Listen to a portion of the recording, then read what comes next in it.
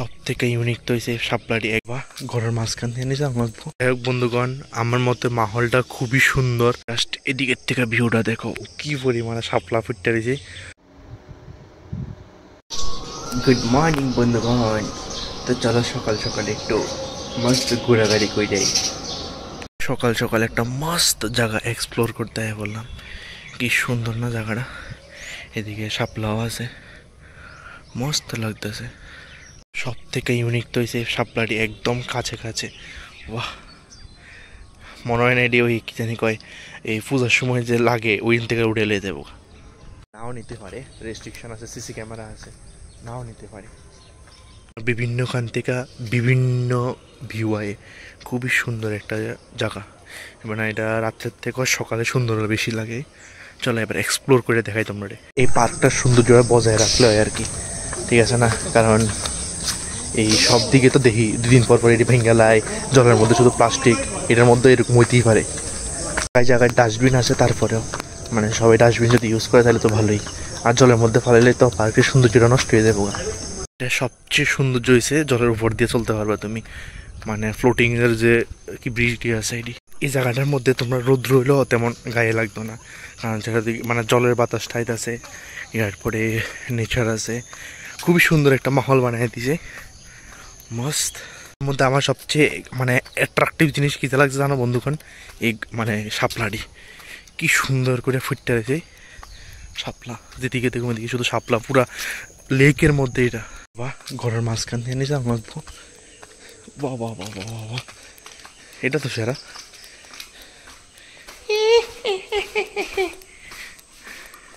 বাহ বাহ, কি সুন্দর জায়গা, মস্ত লাগে তো জায়গাটা। অবশ্যই এক্সপ্লোর করতে পারো আগরতলা এমবিবি লেক, মানে এমবিবি ইকো পার্ক নতুন হয়েছে, মস্ত।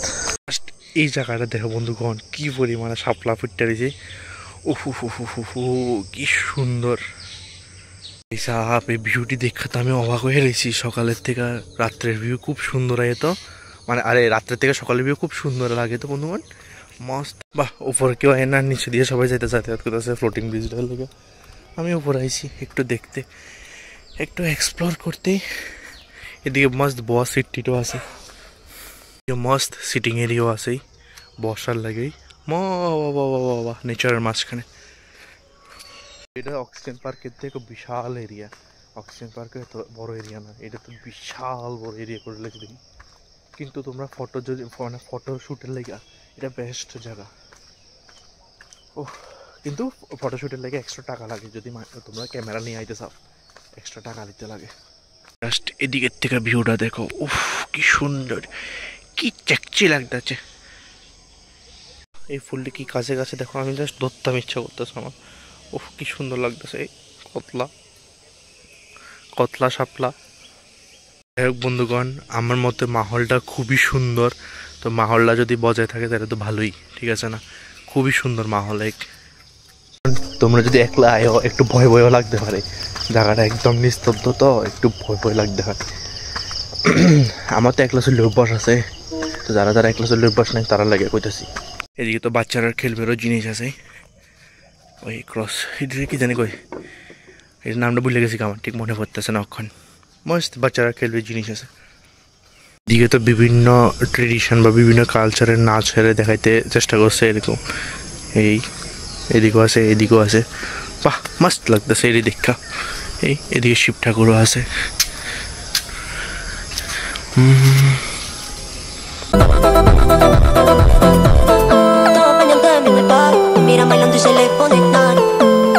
বানাইছে কিন্তু সেইভাবে না, একদম মস্ত ফ্লেক্সিবল করে বানাইছে।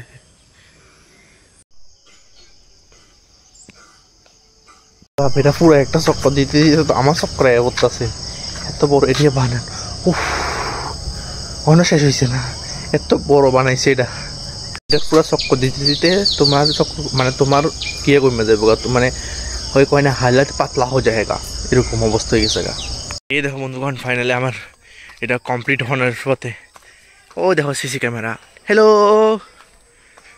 ফাইনালি এটা আমার কমপ্লিট হওয়ার পথে, ফাইনালি পুরো ঘুরে লাইছি। এটা জানি কত কিলোমিটার হইবে, এটা শুধু তারাই কইতে রোমা গুমা। আমার তো হাওয়া টাইট হয়ে গেছে গা, না হাওয়া পাতলা হয়ে গেছে গা। Hello, it's time to explore the floating bridge.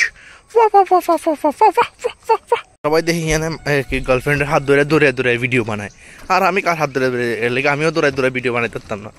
আরামসে চলো সবাই এখানে গার্লফ্রেন্ডের হাত ধরে যে দৌড়ানি দে, এটাই তো মানে কিতা কমু, তো আমিও দৌড়ানি দিই। ও এই ফ্লোটিং ব্রিজ দিয়ে চলতে মজা আছে বন্ধুগণ, এই লাভ পানো যায় আরামসে জলের উপরে। বাহ বাহ বাহ।